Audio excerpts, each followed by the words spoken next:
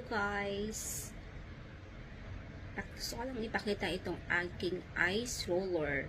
So ito, binili ko po siya sa Mumuso dito sa Sharjah, United Arab Emirates. Dito po ako sa Middle East guys.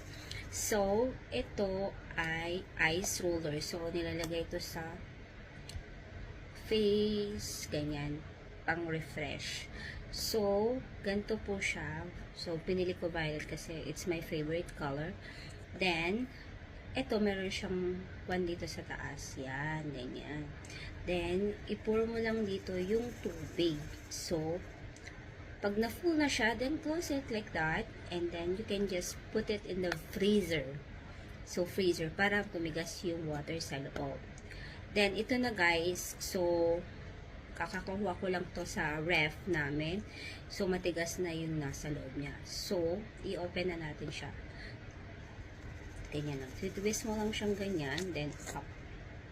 Charan! So, may ice na siya sa loob. So, hindi siya masyadong perfect. So, dapat may umbok siyang ganyan. Kasi siguro konti lang yung hindi ko siya masyadong na-full. So, ganito na siya.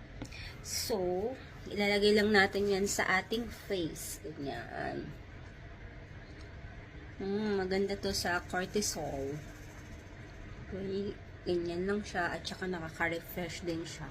So, pwede mo siyang gawin sa umaga at sa gabi para maganda yung skin din.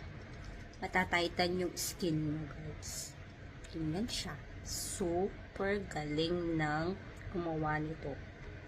Kasi minsan, dati, nung wala akong gantong ice roller, hinahawakan ko tong ice and super lamig niya. So, ito is, at least ito, dito mo na siya hahawakan sa baba.